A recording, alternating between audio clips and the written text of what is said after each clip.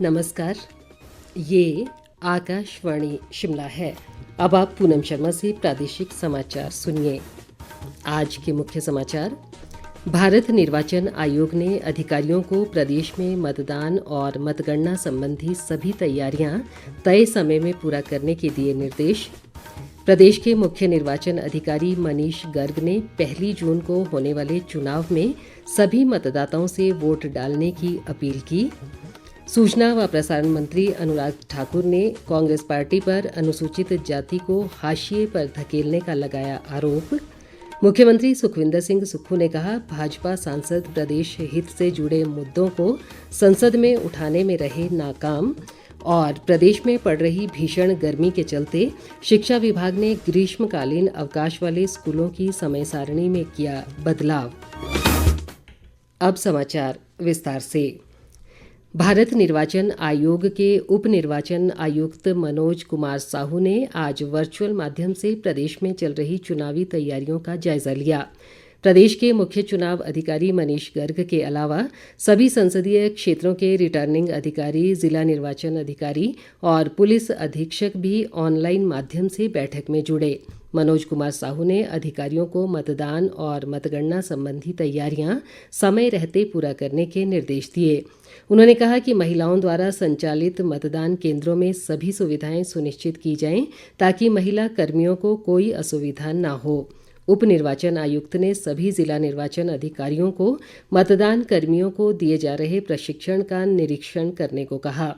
इस मौके पर मुख्य निर्वाचन अधिकारी मनीष गर्ग ने भी संसदीय क्षेत्रों में उड़न दस्तों व स्टैटिक सर्विलेंस टीम की सक्रियता बढ़ाने के निर्देश दिए।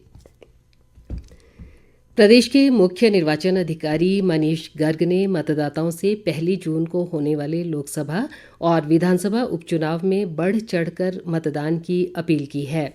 उन्होंने कहा कि मतदान को लेकर निर्वाचन विभाग द्वारा सभी तैयारियां पूरी की जा रही हैं और इसके लिए राज्य में 7,992 मतदान केंद्र बनाए गए हैं।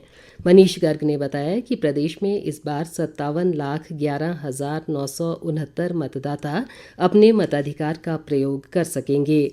उन्होंने कहा कि प्रदेश में 85 वर्ष से अधिक आयु के लगभग 50% और 25% दिव्यांग मतदाताओं ने ही घर से वोट डालने के लिए आवेदन किया है, जबकि इस श्रेणी के अन्य मतदाता मतदान केंद्रों पर आने के इच्छुक हैं।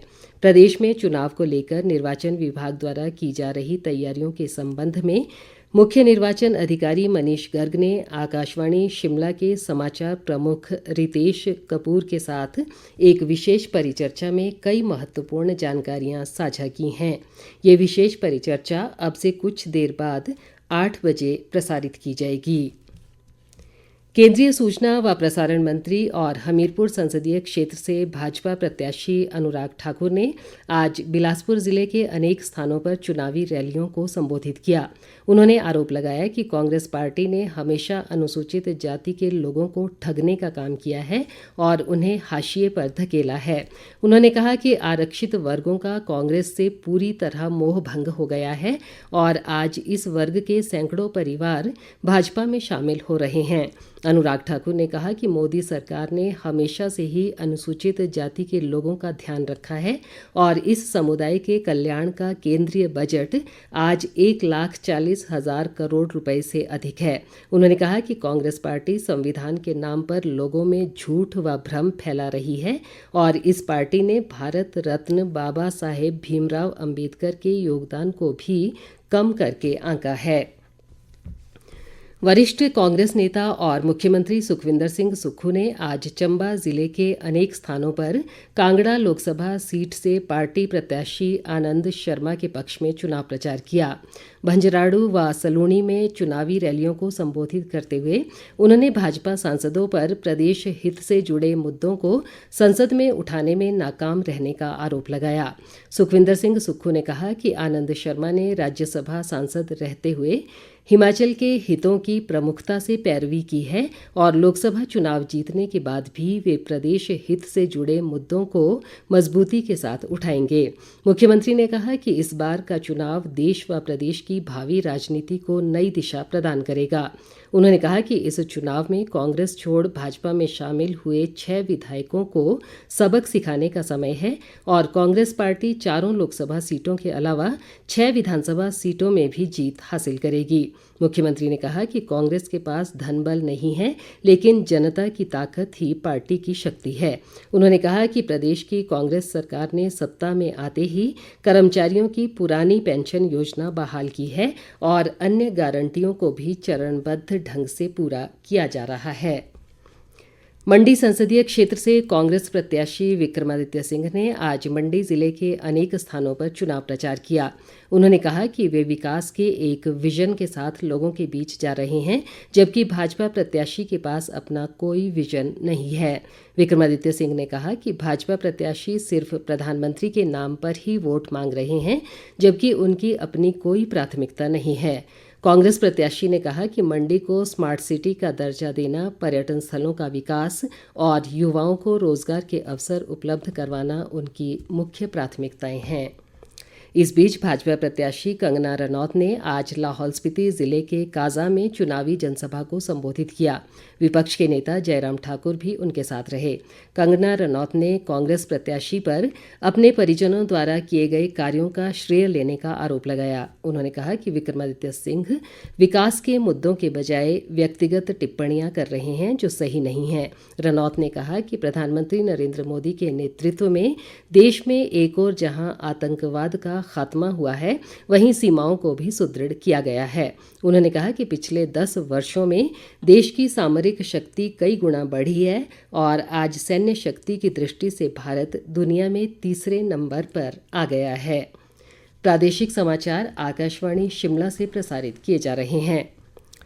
वरिष्ठ कांग्रेस नेता व उप मुख्यमंत्री मुकेश अग्निहोत्री ने आज मंडी संसदीय क्षेत्र के तहत आने वाले सराज व नाचन विधानसभा क्षेत्रों में चुनाव प्रचार किया। उन्होंने मतदाताओं से पार्टी प्रत्याशी विक्रमादित्य सिंह के पक्ष में मतदान की अपील की।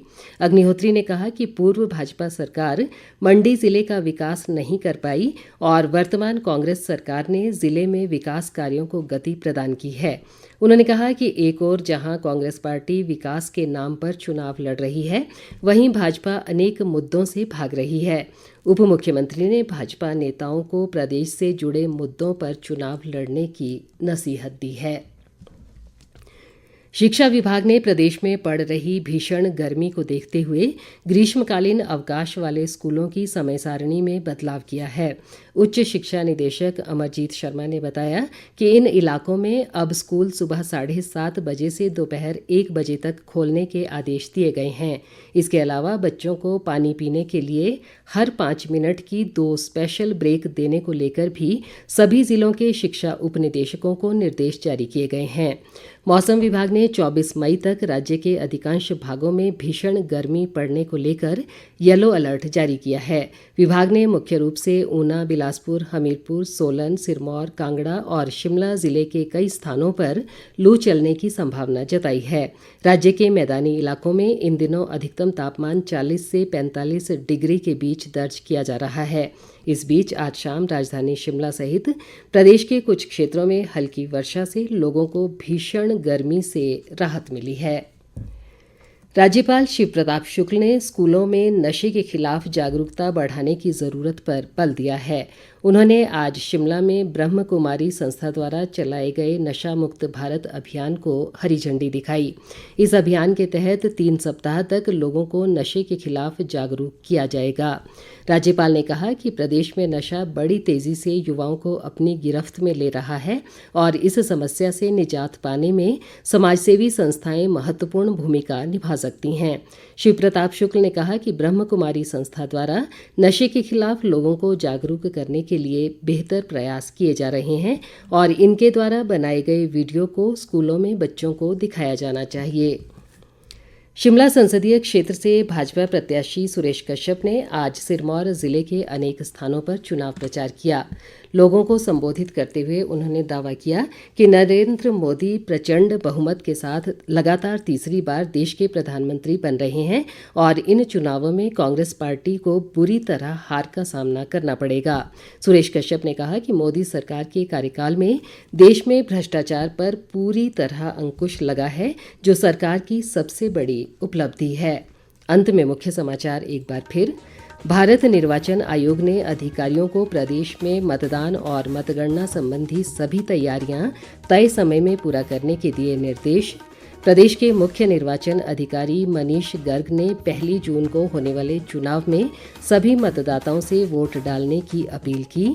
सूचना व प्रसारण मंत्री अनुराग ठाकुर ने कांग्रेस पार्टी पर अनुसूचित जाति को हाशिए पर धकेलने का लगाया आरोप।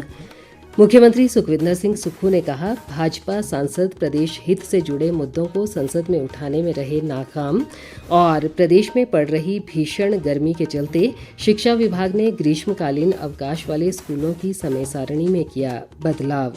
इसी के साथ ये समाचार बुलेटिन समाप्त हुआ। नमस्कार।